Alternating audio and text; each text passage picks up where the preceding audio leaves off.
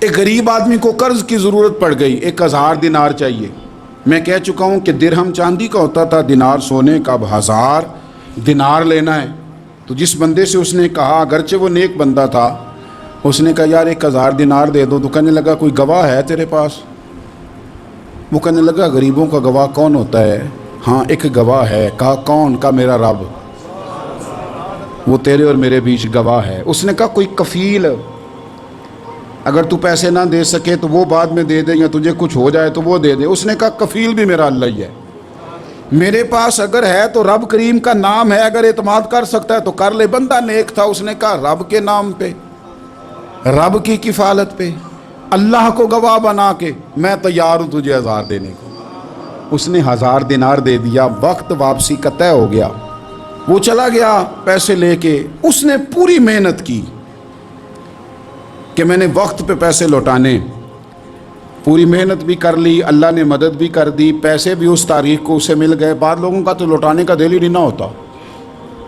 فرمایا حدیث پاک میں کہ تو لوٹانے کا ارادہ کر، رب تیری مدد بھی فرمائے گا۔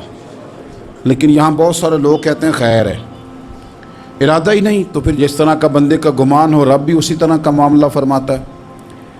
اس نے پیسے جمع بھی کر لیے اور واپس دینے کو تیار بھی ہو گیا، لیکن رستہ بحری جہاز کا تھا، کشتی کا تھا، دریا کے رستے واپس آنا تھا۔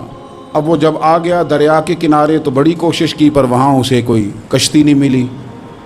وقت پہ پیسے لوٹانے ہیں، سفر کرنا ہے، اب سواری میسر نہیں ہے۔ سوچ سوچ کے پریشان تھا کہ میں نے تو اللہ کے نام پہ لیے۔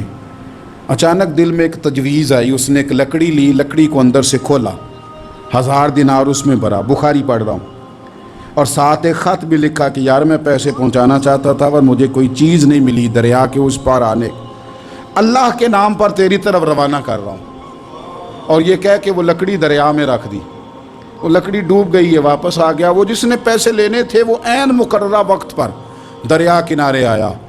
صبح سے سر شام تک اس نے انتظار کیا، دل ڈھلنے لگا تو دل میں خیال آ گیا کہ یار نہیں، اس نے دینے ہی نہیں، جھوٹا وعدہ کر گیا، پہنچا ہی نہیں وقت پہ۔ اب جب واپس لوٹنے لگا تو اچانک دریا میں ایک لکڑی تیرتی ہوئی دکھائی دی۔ کہنے لگا لے جاتا ہوں، شام کو روٹیاں پکانے کے کام آئے گی، ایندھن بنا کے جلا لوں گا، ہنڈیا پک جائے گی۔ لکڑی اٹھا کے جلانے کے لیے گھر لایا، گمان تھا کہ وہ نہیں آیا وعدہ کر کے، اللہ کو کفیل اور وکیل بنا کے اور گواہ بنا کے پھر بھی نہیں آیا۔ لکڑی لے کے گھر گیا، بخاری ہے، اور جب اس کو چیرا نہ کہ میں اس کی آگ جلاؤں گا، کھولا تو اندر سے 1000 دینار بھی نکل آیا، خط بھی نکل آیا۔ اب ذرا سمجھنا، اس کے دل میں بات کس نے ڈالی کہ تو لکڑی میں پیسے ڈال دے؟ اللہ نے۔ اس بندے کو مقررہ وقت پہ کنارے بھیجا کس نے؟ لکڑی صرف اسی کے ہاتھ آئی تو یہ بندوبست کیا کس نے؟ اللہ نے۔ گھر جا کے چیری تو پیسے بحفاظت اس تک پہنچائے کس نے؟